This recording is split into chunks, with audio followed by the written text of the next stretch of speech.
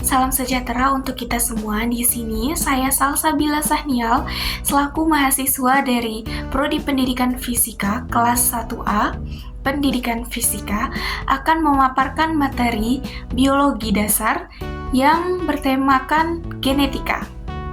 Kita akan mulai ke materinya. Sebelum membahas genetika, yang pertama kita harus tahu dulu pengertian dari genetika. Genetika merupakan cabang ilmu biologi yang mempelajari pewarisan sifat pada organisme maupun suborganisme.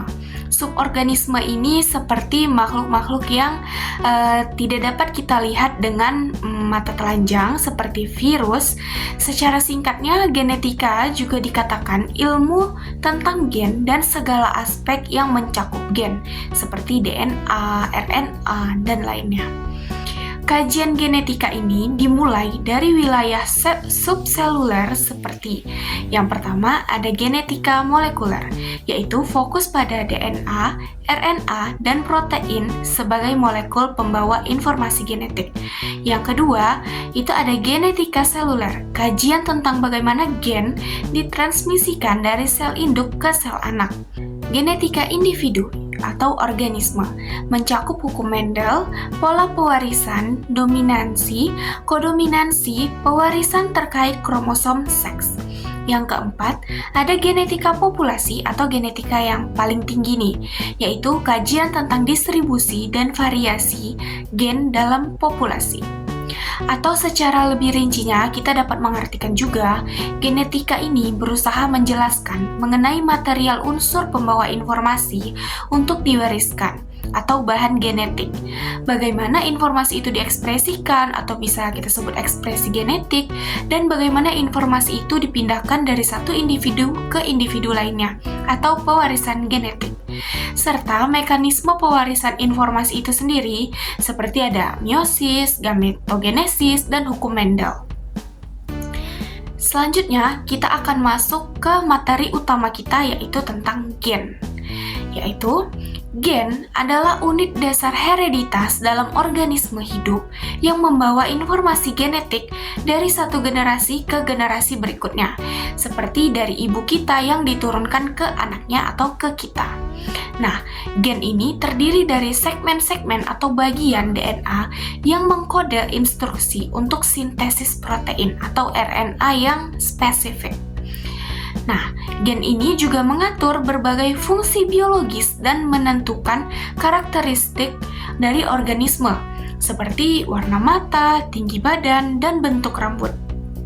Gen juga berperan dalam mengendalikan proses fisiologis, seperti metabolisme dan respon terhadap lingkungan, bagaimana tubuh kita dapat berkembang, dan bagaimana tubuh kita ini dapat merespon terhadap sesuatu hal. Nah, selanjutnya saya akan menampilkan gambar dari struktur gen, dan saya akan menjelaskan apa saja struktur yang terdapat di dalam suatu gen, serta apa saja fungsi dari struktur tersebut. Nah, yang pertama sekali kita harus tahu di dalam struktur gen itu pasti memiliki promotor. Nah, promotor ini merupakan bagian awal gen yang berfungsi sebagai situs pengikatan untuk RNA polimerase memulai proses transkripsi. Nah, proses transkripsi ini akan dijelaskan oleh materi dari teman saya yang akan membahas DNA dan RNA. Nah, fungsinya ini mengontrol kapan dan seberapa sering gen diekspresikan. Nah, yang kedua itu ada bagian dari ekson.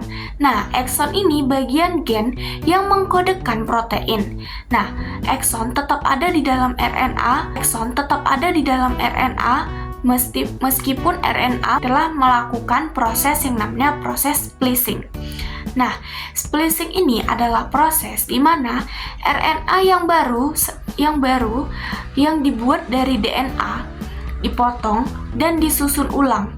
Nah, dalam proses ini, intron atau bagian RNA yang tidak berguna atau tidak mengkode protein akan dihapus.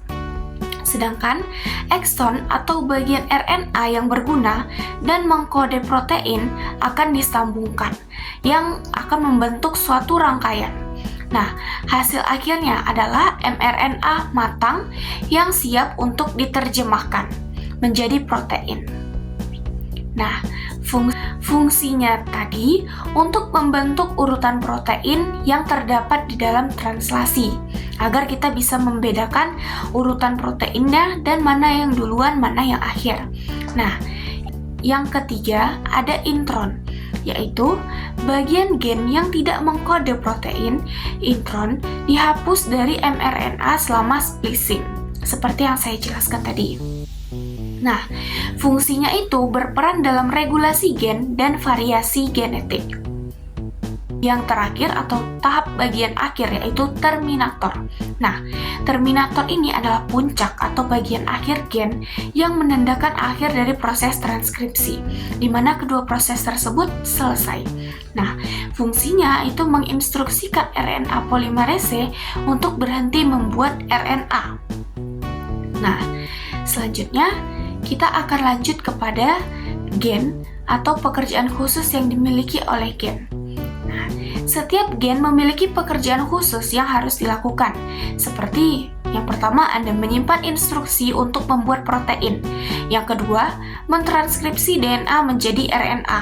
Nah, sekarang kita akan masuk pada peran gen yang pertama, yaitu menyimpan instruksi untuk membuat protein. Gen memiliki peran penting dalam menyimpan instruksi untuk membuat protein, yang merupakan molekul penting bagi fungsi, struktur, dan aktivitas tubuh, yang merupakan bagian dari energi kita, yang bisa didapat dari makanan yang kita konsumsi, serta dapat diproduksi oleh tubuh kita dengan bantuan dari gen. Nah, gen adalah segmen DNA yang mengandung kode untuk menghasilkan protein tertentu. Nah, kode ini biasanya dituliskan dalam bentuk urutan basa nitrogen, adenin seperti adenin, timin, sitosin, dan guanin dalam DNA yang mereka sendiri itu memiliki bahasanya.